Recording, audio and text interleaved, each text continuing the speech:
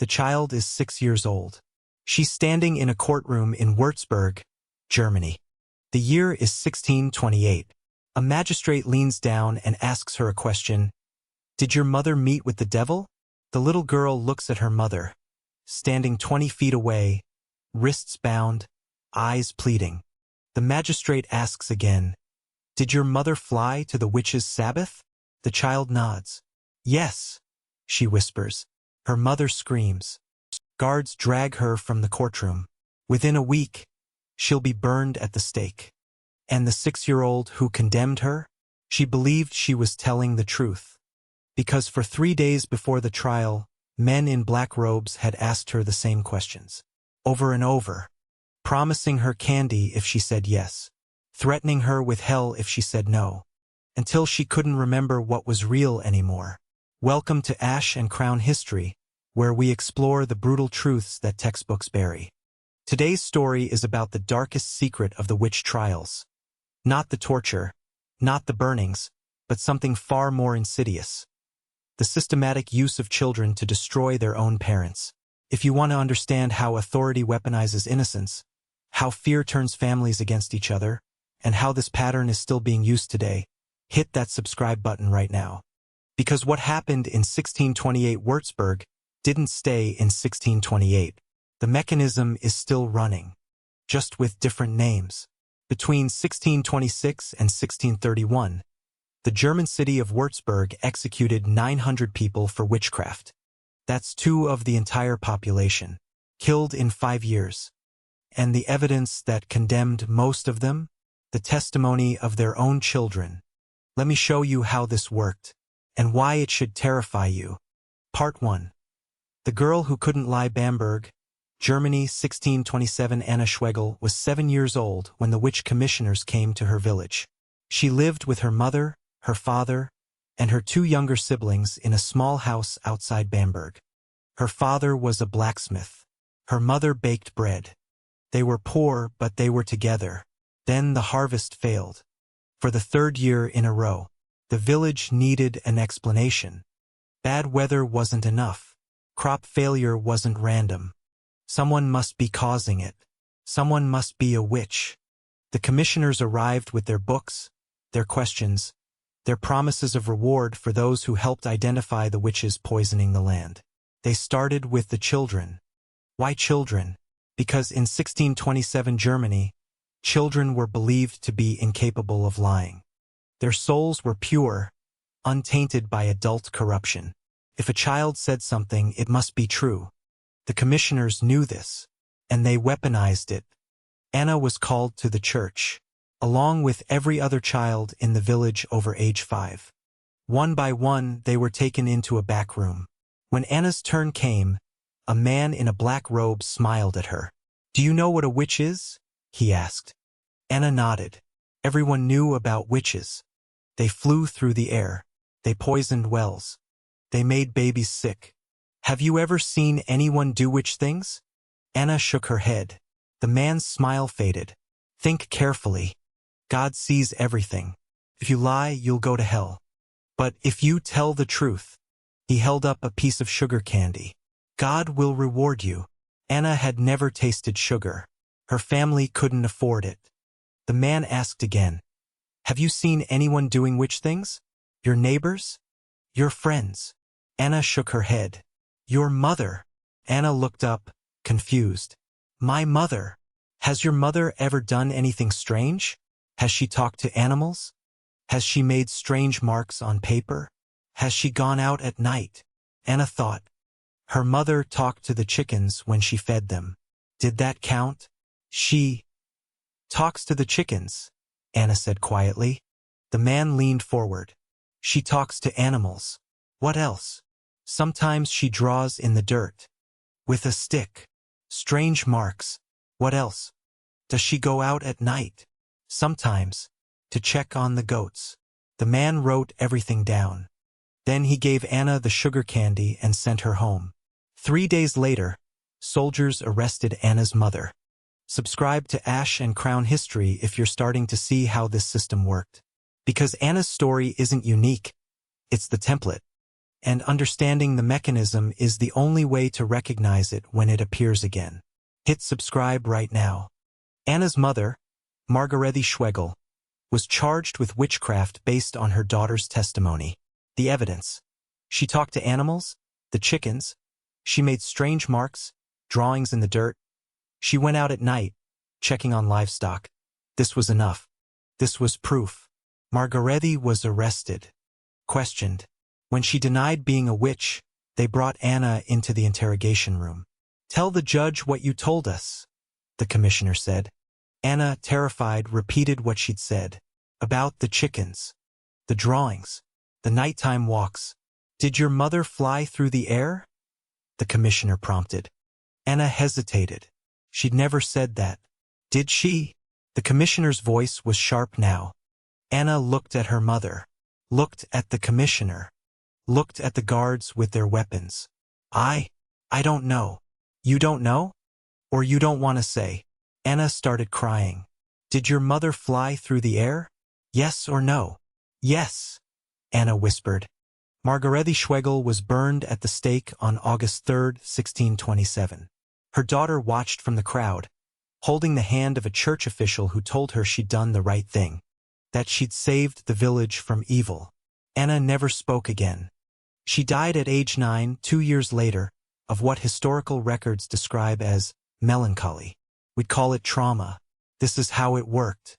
Not through evil children, not through malicious accusations, but through systematic manipulation of children who couldn't tell the difference between what they'd seen and what adults told them they'd seen. And Würzburg perfected this system. Part 2. The Würzburg Machine. Würzburg, Germany, 1626. Prince Bishop Philipp Adolf von Ehrenberg had a problem. His territory was suffering.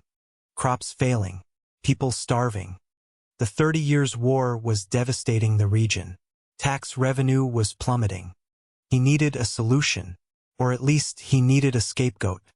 So he hired a witch commissioner, a man named Heinrich von Schultheiss, who'd successfully conducted witch trials in other German territories.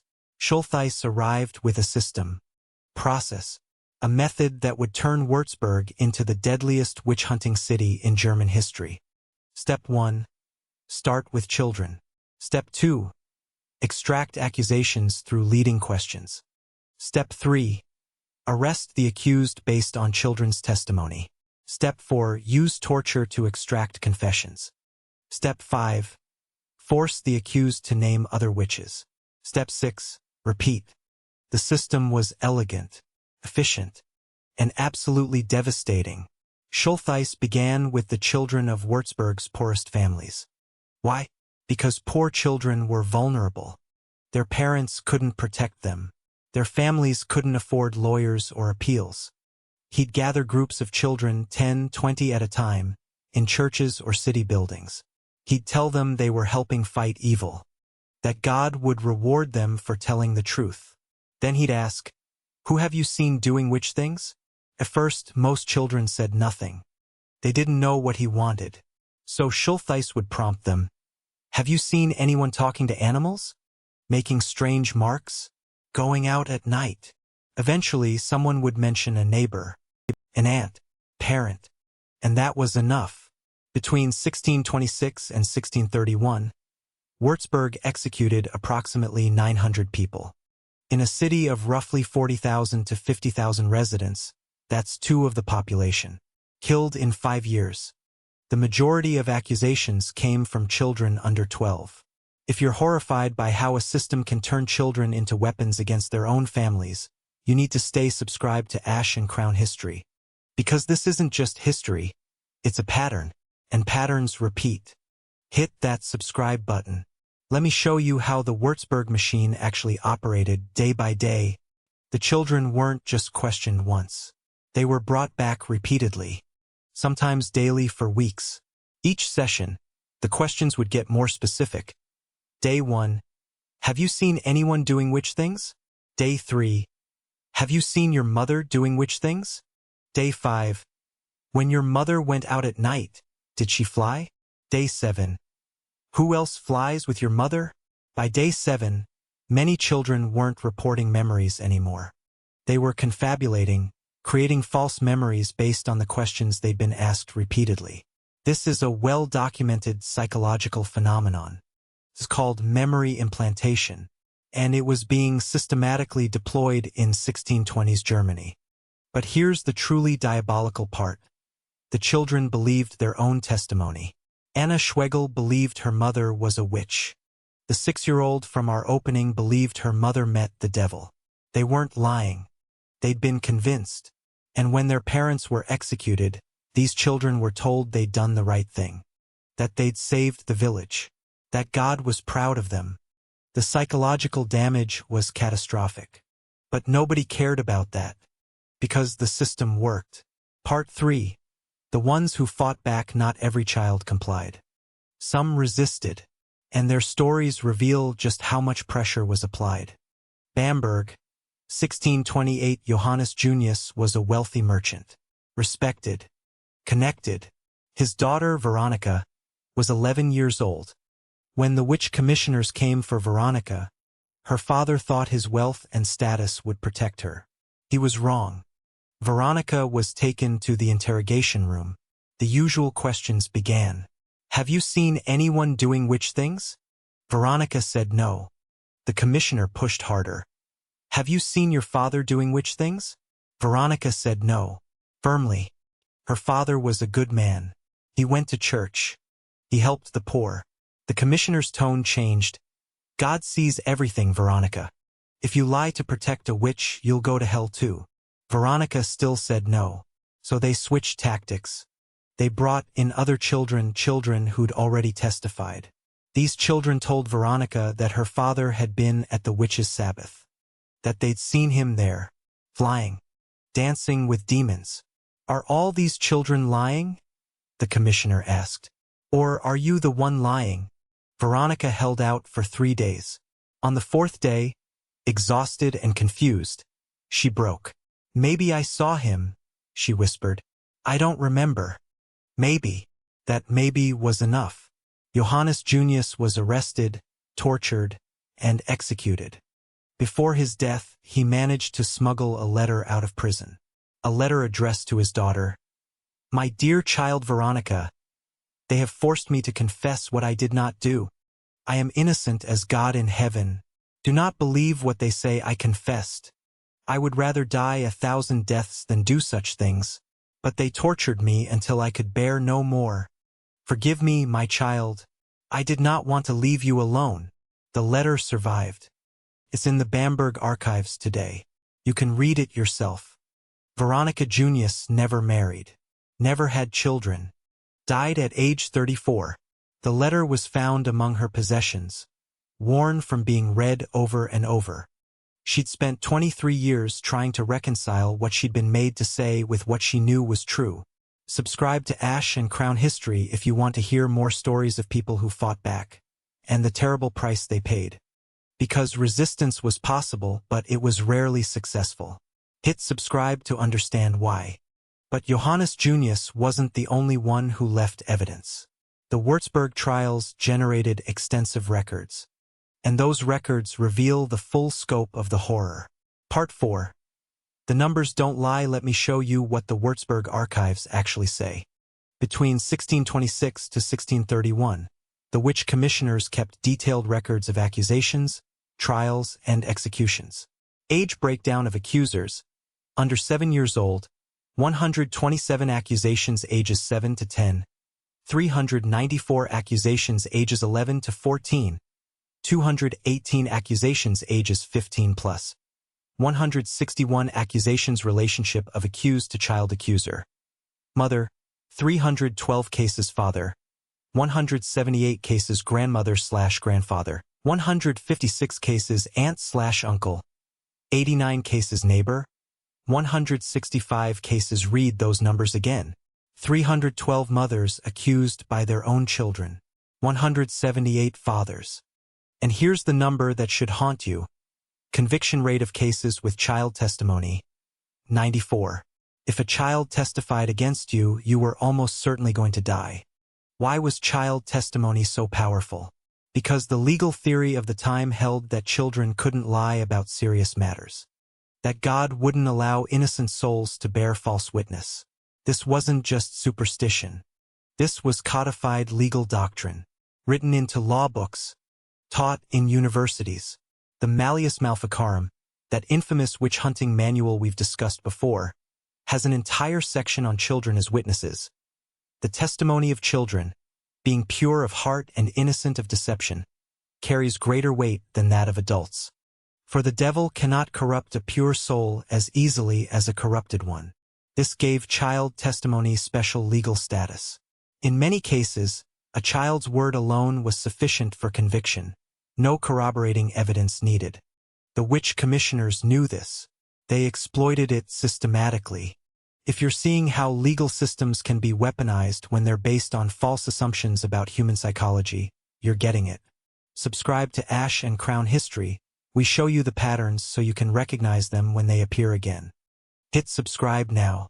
But the Würzburg machine eventually broke down. Not because anyone stopped it, but because it ran out of victims. Part 5. The end of Würzburg. Würzburg, 1631 by 1630. The witch trials had consumed Würzburg. 900 executions in 5 years. That's an average of 180 per year. 15 per month. 1 every other day. The city's population was collapsing. Entire neighborhoods were empty. Businesses closed. Tax revenue vanished. And the children, the ones who'd testified? Many were traumatized into silence like Anna Schwegel. Others became convinced they had special powers to detect witches. Some were even accused themselves by the next generation of child witnesses. The system was cannibalizing itself. In 1631, Swedish troops invaded Würzburg as part of the 30 Years' War. Prince Bishop Philip Adolf fled. Heinrich von Schultheiss, the witch commissioner, disappeared. The trials stopped. Not because anyone realized they were wrong, but because the administrative structure collapsed. When Swedish forces occupied the city, they found the archives, the records, the testimony. One Swedish commander wrote in his diary, "They have executed nearly 1,000 souls based on the words of children. Children who were coached, threatened, and manipulated. This is not justice. This is madness." But by then, 900 people were dead. Hundreds of children had been psychologically destroyed. An entire generation was traumatized. And the worst part? Nobody was ever held accountable. Philip Adolf returned to power in 1635 after the Swedes withdrew. He died in his bed in 1641, wealthy and honored. Heinrich von Schultheiss was never found, probably changed his name and moved to another territory. The children who'd been used as weapons against their families? They got nothing. No therapy. No acknowledgement of what had been done to them. No apology. They just had to live with it. Part 6. The pattern that never ended. Now here's where the story connects to today. And I need you to pay very close attention. The Würzburg trials ended in 1631. But the mechanism, using children's testimony to destroy families based on coached accusations, never stopped. It just changed names. Think about it. What makes a child's accusation powerful? We believe children are incapable of lying about serious matters. We assume authority figures wouldn't manipulate children. We trust that multiple children wouldn't all fabricate the same story. All 3 assumptions are false. Completely false. We have mountains of psychological research proving it. But we still operate as if they're true. Let me give you the pattern to watch for. When a system relies heavily on testimony from young children, involves authority figures asking leading questions, allows accusation alone to trigger severe consequences, makes questioning the children's testimony seem like defending evil, creates incentives, rewards, praise, protection for children who accuse. That's Würzburg. Different century. Same mechanism. I'm not going to name specific modern examples. You can think of your own. But the pattern exists. The McMartin preschool case, 1980s. Dozens of children remembered satanic rituals that never happened. All charges dismissed, but lives destroyed. The Orkney child abuse scandal, 1990s. Children removed from families based on coach testimony. Later returned when allegations proved false. These weren't medieval witch trials. These were 20th century. Modern legal systems. Trained professionals. And the same pattern. Leading questions. Child witnesses. Assumptions of truthfulness. Devastating consequences. Subscribe to Ash and Crown History if you want to understand how historical patterns repeat with new labels. Because recognizing the mechanism is the only defense against it. Hit subscribe, this matters more than you think. The question isn't, could Würzburg happen again? The question is, where is it happening right now, and we just don't see it yet? Part 7. What the children knew. Let me take you back one more time. To Anna Schwegel, age 7, holding her sugar candy, watching her mother burn. Do you think Anna understood what she'd done? The historical record suggests she did. Eventually, that's probably what killed her. Because here's the thing about children. They're not stupid. They're vulnerable. They're suggestible. They can be manipulated. But they're not stupid. At some point, maybe months later, maybe years, Anna would have realized that her mother wasn't a witch. That chickens don't care if you talk to them. That drawings in dirt aren't spells. That checking on goats at night isn't flying to meet the devil. At some point, Anna would have understood that she'd been tricked, used, turned into a weapon against her own mother. And she'd have to live with that knowledge. This is what the Würzburg system did. It didn't just kill 900 people. It psychologically destroyed the children who were used to kill them. The commissioners didn't care. They got their convictions, their fees, their power. The children paid the price for the rest of their lives. And that's the real legacy of Würzburg. Not the 900 dead, but the hundreds of children who learned that authority figures will use you, lie to you, and destroy your family, and then tell you it was the right thing to do. What does a child do with that knowledge? Some, like Anna, shut down completely, stopped speaking, died young. Others, like Veronica Junius, spent their lives trying to make sense of the contradiction between what they'd been made to say and what they knew was true. A few became witch commissioners themselves, perpetuating the cycle, convinced that their traumatic experience had given them special insight. This is generational trauma at its most devastating. And it was created deliberately, systematically, as policy. Conclusion. The question we're afraid to ask 900 people executed in Würzburg between 1626 to 1631. Most condemned by the testimony of their own children. Children who were coached, manipulated, and psychologically destroyed in the process. And the system that did this? It worked exactly as designed. The commissioners got their convictions. The prince-bishop consolidated power. The scapegoats were found. Everyone won. Except the dead. And the children who killed them. This is the dark secret of the witch trials that nobody talks about. Not the torture. Not the burnings. But the systematic weaponization of childhood innocence. And the terrible truth is, the mechanism still exists. Anytime a legal system assumes children can't be manipulated. Anytime authority figures ask leading questions. Anytime accusation alone becomes evidence. Anytime questioning children's testimony makes you seem like you're defending evil. That's Würzburg. That's the pattern. And it's still running. If this story changed how you see children's testimony, authority, and how easily families can be turned against each other, then you need to be part of the Ash and Crown History community. We don't just tell you what happened. We show you why it matters. We connect the patterns. We give you the tools to recognize when history is repeating. Hit that subscribe button right now. Turn on notifications. And drop a comment. What modern systems rely too heavily on children's testimony? Where do we assume innocence when we should question manipulation? What's our Würzburg? Share this video with someone who needs to understand that the cruelest systems aren't the ones that use violence. They're the ones that turn children into weapons and call it justice. Thanks for watching Ash and Crown History. I'll see you in the next one, where we'll explore more uncomfortable truths about how societies create systematic evil and make it look like righteousness. 900 people died in Würzburg, most condemned by children who believed they were telling the truth. Because the most dangerous lies aren't the ones we tell. They're the ones we're manipulated into believing. Stay curious. Stay questioning. And never forget, the cruelest systems are the ones that turn children into weapons against their own families. Subscribe now. This pattern is still active.